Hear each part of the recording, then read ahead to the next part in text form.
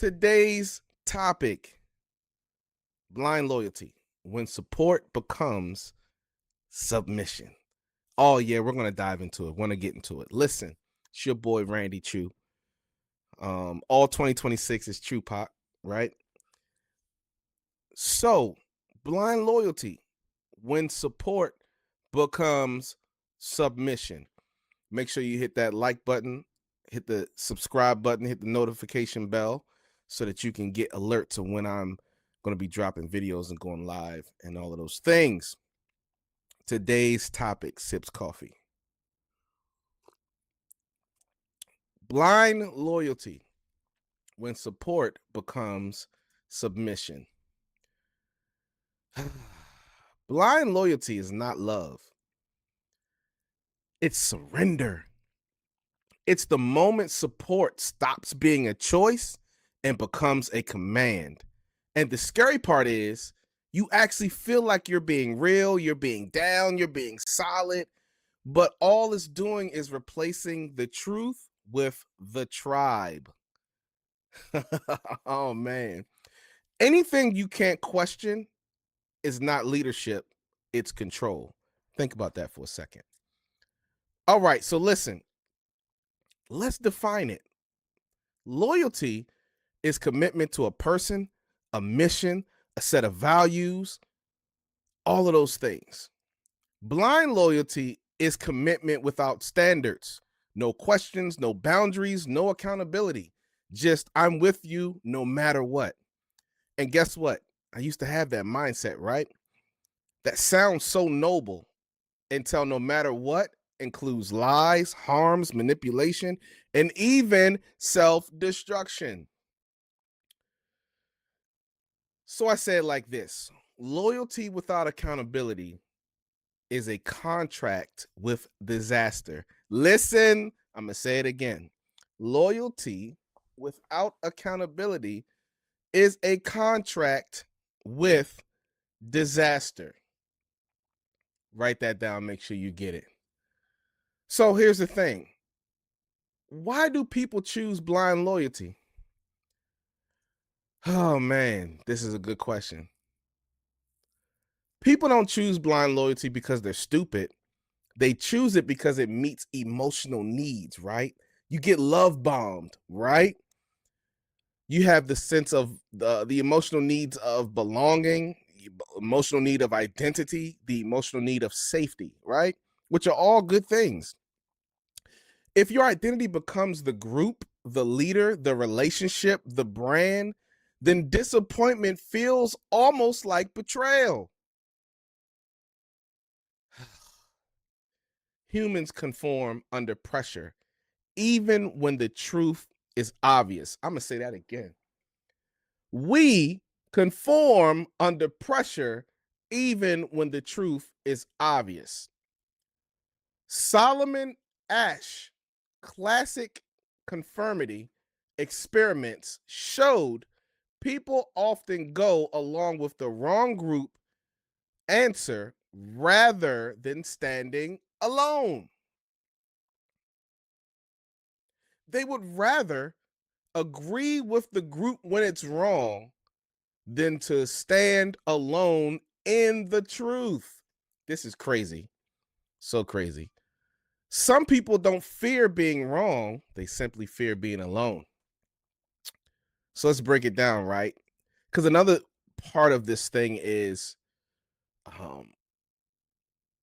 why do good people comply, right?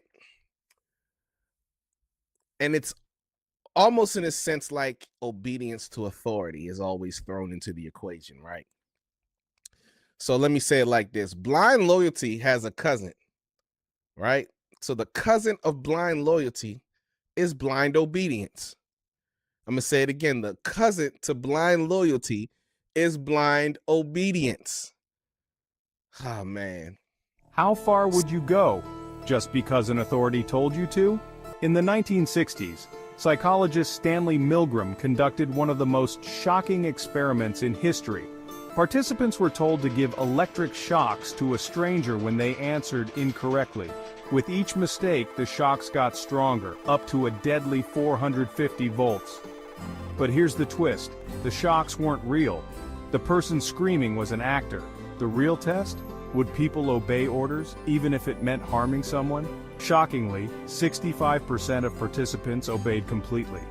They kept going, just because the experimenter said, the experiment must continue. This experiment revealed something terrifying. Ordinary people can commit harmful acts under the right conditions. Stanley Milgram studied obedience to authority and found many of the people that they were studying kept going on even when they believed they were hurting someone, because an authority figure told them to continue. That's not just history. That's us. That's our nature under pressure, right?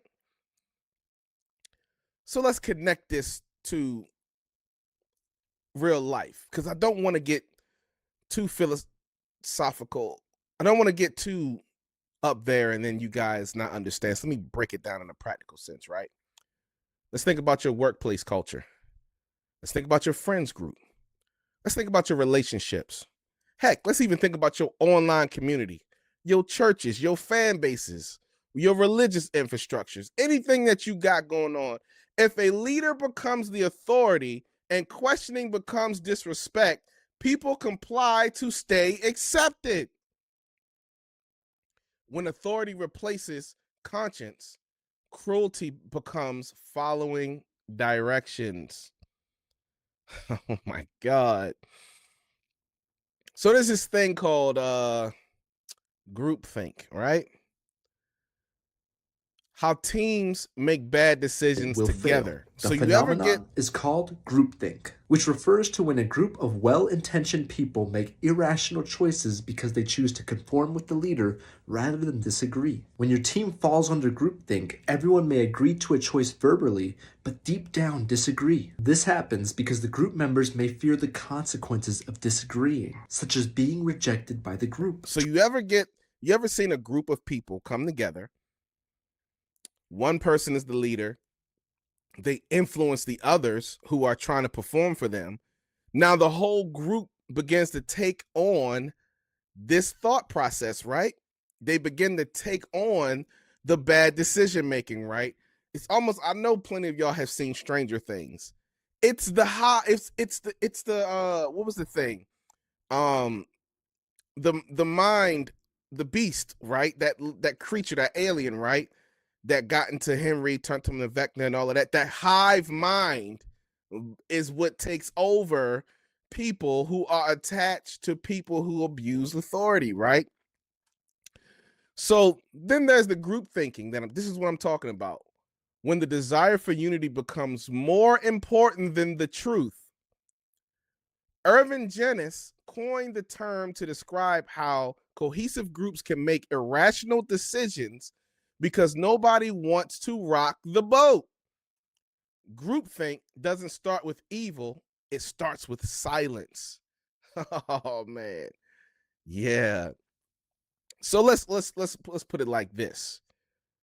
So modern blind loyalty, parasocial algorithm culture. Today blind loyalty is being mass produced.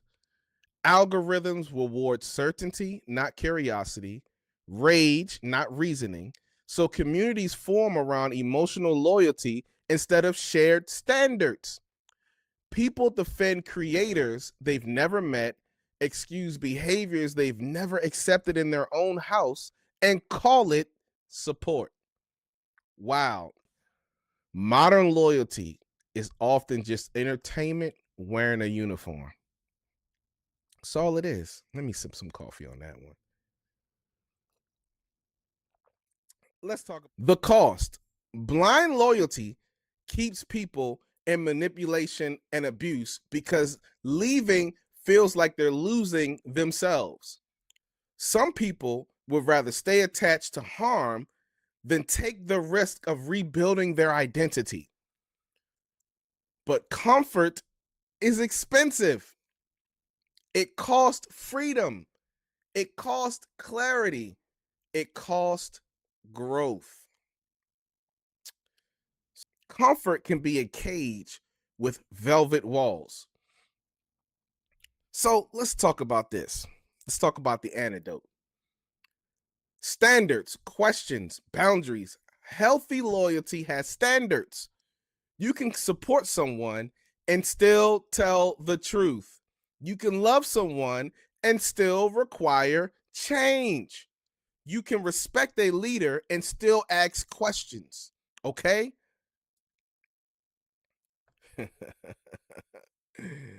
There's a philosopher named Kant, right?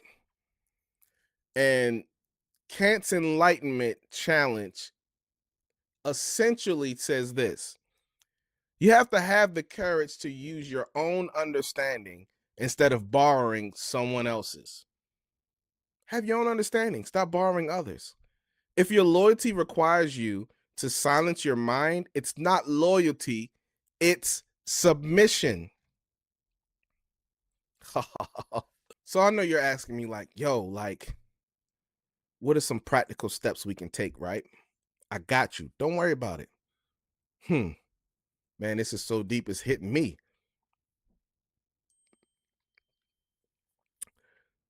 So I say it like this: name your standards. What's the non-negotiables for me? That's what you got to ask yourself. Watch how people respond to questions. Healthy leaders answer. Manipulators attack the questioner. Audit the cost. What has this loyalty cost me? Peace, money, relationships, integrity? Build a truth circle. At least one person who can disagree with you without punishment. Because a real circle corrects you. A fake circle claps while you crash. So before I close, I want to drop a few short sound bites. The lesson here is sometimes you're the problem. And my point is take accountability for your actions. You can take all the credit in the world for the things that you do right, as long as you also take responsibility for the things you do wrong. It must be a balanced equation. You don't get it one way and not the other. You get to take credit when you also take accountability. Belonging. We're wired for love. We're hardwired for belonging. It's in our DNA. But let me tell you what belonging is. The opposite of belonging from the research is fitting in. That's the opposite of belonging. Fitting in is assessing and acclimating. Here's what I should say, be. Here's what I shouldn't say. Here's what I should avoid talking about. Here's what I should dress like, look like. That's fitting in. Belonging is belonging to yourself first. Speaking your truth, telling your story, and never betraying yourself for other people. True belonging doesn't require you to change who you are. It requires you to be who you are. Blind loyalty is easy. It feels like belonging, but it's borrowed strength. Real loyalty is mature. It has truth in it. It has standards in it. It has accountability in it. Listen, if you enjoyed this talk with me today, if these little nuggets helped you out, share it with someone who needs a backbone right now. Share it with them, right? Loyalty is beautiful when it's guided by truth. Blind loyalty is just fear dressed up as devotion. I'm going to say it again. Your boy Randy Choo just dropped a quotable for you. Loyalty is beautiful when it's guided by truth. Blind loyalty is just fear dressed up as devotion. It's your boy Randy Choo. Hope this helped you out. Like, share, comment, subscribe. Let's dive into some deeper conversations. Let's get the thinkers back in the room.